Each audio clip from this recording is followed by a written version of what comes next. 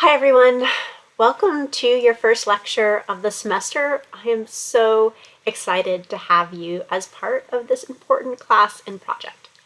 So what we are going to be exploring over the course of this semester is how to stage a performance ethnography for local community audiences.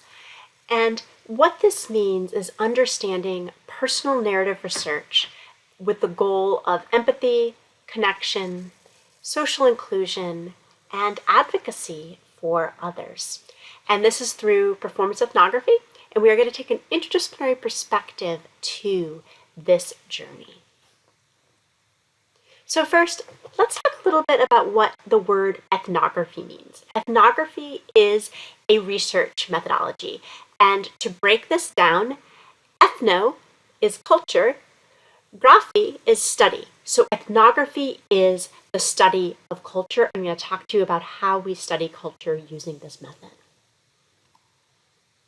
First, let's go and think about where it comes from. Why did we decide to do this kind of work?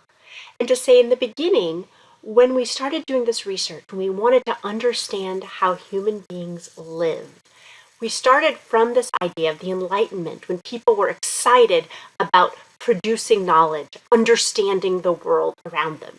And there was this idea that truth is apart from us. It's stable, it's consistent, and we can discover it through scientific inquiry that if we figure out the right method of examination, we can find ultimate truth about the world around us. Now, when this was applied to biology, when it was applied to early physics and chemistry and the human body, they were able to make huge growth and understanding in health and in the environment around them. So people interested in not just studying the land and studying the cosmos, but studying human behavior, how we interact with others, felt they could do the same thing. With the correct research design, they could predict human behavior. And this was around 1715. And for quite a while, the idea was if we can just control the environment we're studying enough, we can predict human behavior. But over time, people became skeptical. They said human beings do not behave like atoms. They do not behave like a lot of the biological elements we are studying. And that in reality, humans are unpredictable. They don't always behave rationally. But while we can't predict human behavior, because humans are unpredictable, we can realize that we can understand local human truth. We can understand how certain bodies who are in certain circumstances react to the world around them, and we can see patterns, and we can see relationships to context and power structures.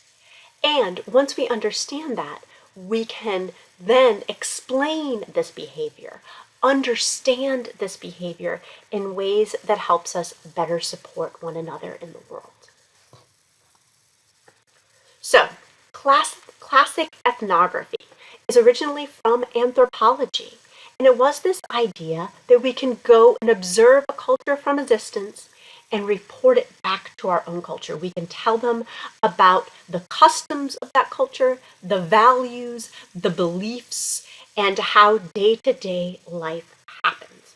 And in the beginning, there was a bit of this idea from that post-positivist look of controlling the environment we're studying so that we can make objective, true conclusions, that ethnographers tried not to get too emotionally involved, too socially connected, in a way that would perhaps cloud their judgment due to attachment to their research participants. But over time, that's changed. So let's talk a bit about how exactly we examine the environment. And this is work that I have done that is created the scripts that you're going to be performing from. So, thick description. Thick description is explaining observations of a culture through describing what one sees, hears, feels, and interprets. And you don't just say what you saw, but you describe it so vividly that an audience can come to your conclusions about that culture because they can re-experience it with you through strong writing. And parts of the script, I will use this thick description to help the audience be in that space with the narrator before a student embodies that narrative and performs it. Now, also, we are going to have narratives of different conversations I had with individuals within each of these environments. And how I chose which narratives to include was I did what's called a thematic analysis, and I read through all of these interviews, and whenever there was recurring ideas, recurring understandings, recurring emotional responses, I made notes of them. And then the narratives that are included are representative of these themes across interviews.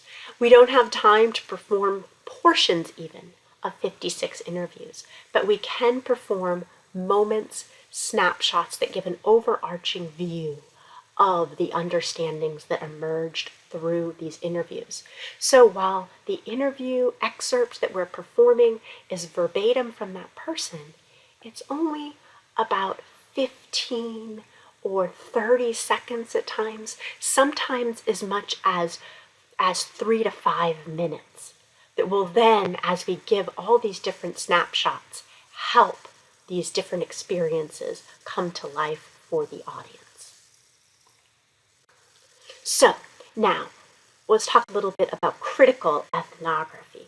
And critical ethnography is an approach to classic ethnography that emerges mostly from communication studies, and this idea that rather than having this distance from ethnography, rather than having this idea we need to be emotionally distant from these people that we are interviewing, these people we are living with, these people that we are spending time in their preferred cultural space, our goals should be understanding, empathizing, and advocating for these people that we are researching.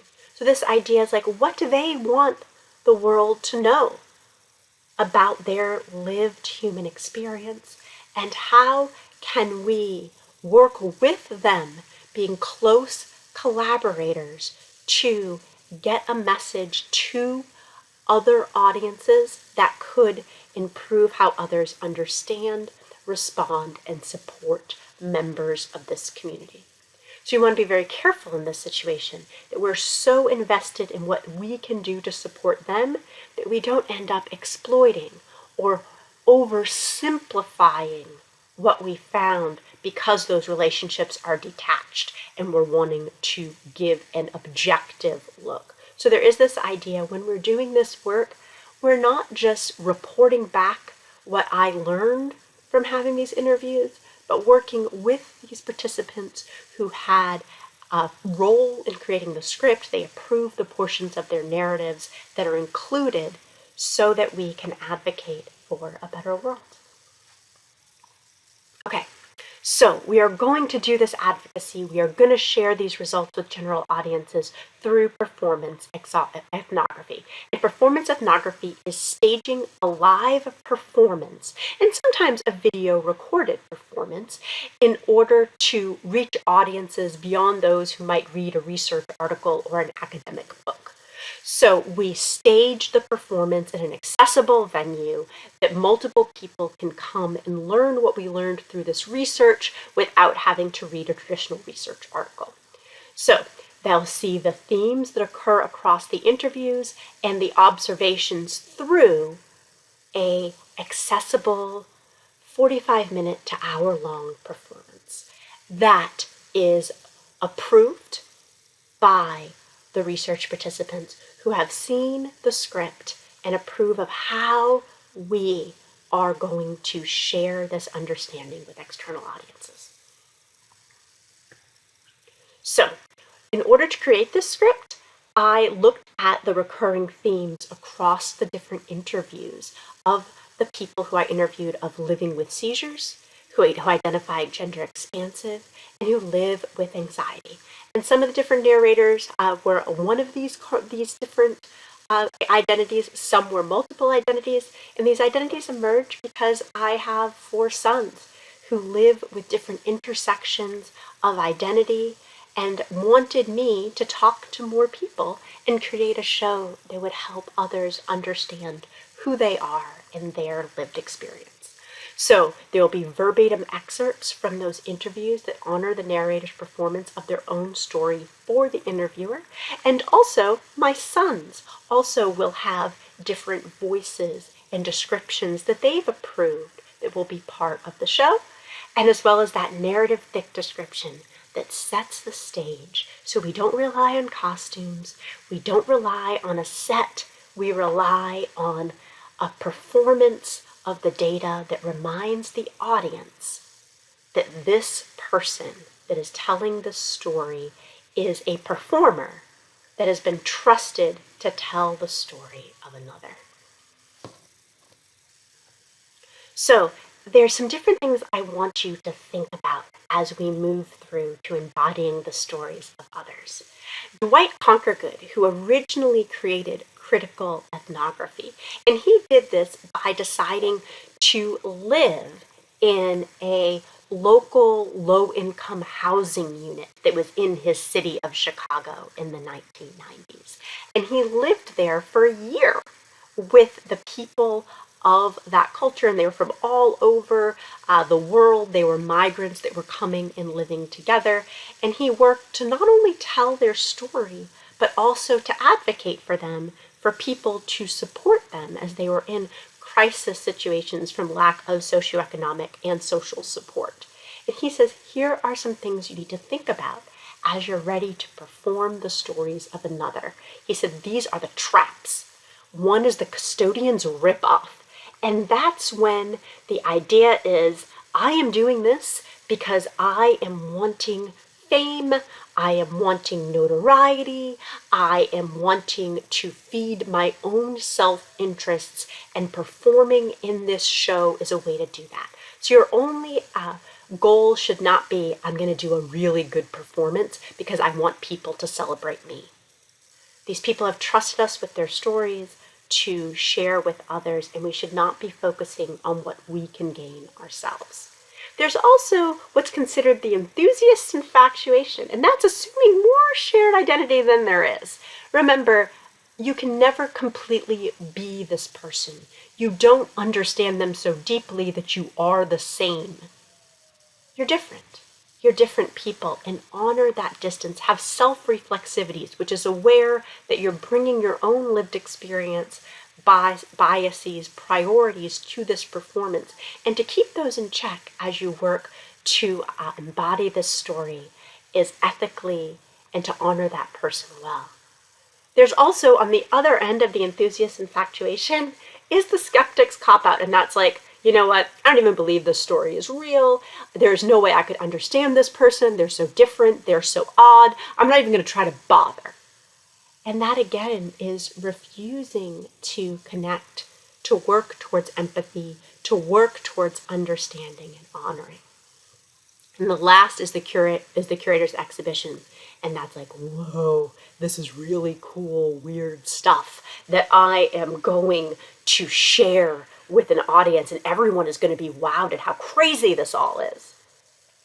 That's not something you want to do. We don't want people to be acting as though we're showing a freak show, or that we're showing them these people that are so on the edge of society that we should pity them or be completely enamored with how different they are.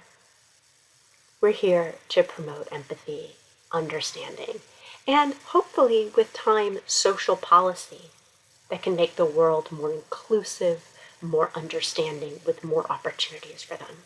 So we're going to guard against all 4 of these traps through self-reflexivity, which is understanding that you are coming to this person's story and you are working to be an honored, willing participant in telling it. So this idea of, I love to go back to Maria Lagunes's idea that we want to approach these stories, embodying the narratives of other people as a world traveler that honors the identity and experience of others, even when it makes us uncomfortable, even when we maybe feel a little bit skeptical, even when we're unsure, that we focus on being as open to their story as we can, as opposed to an arrogant perception, assuming that one is superior, judging, distancing oneself, falling into the traps that we talked about before.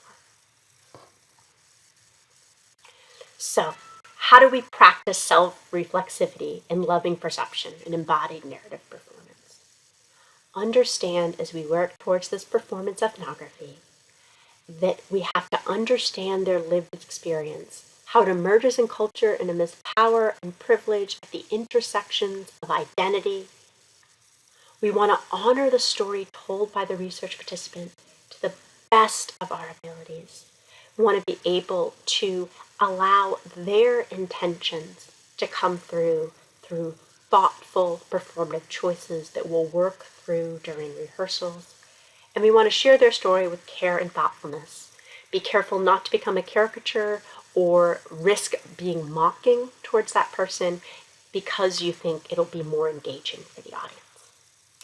I have faith that you will all be able to do this very, very well, whether you are performing the story on stage or if you're supporting the production through thoughtful materials or promotion.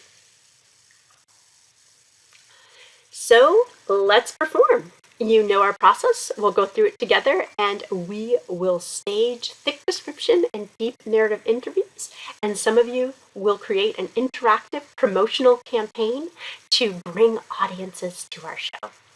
I'm excited and I will see you in class soon.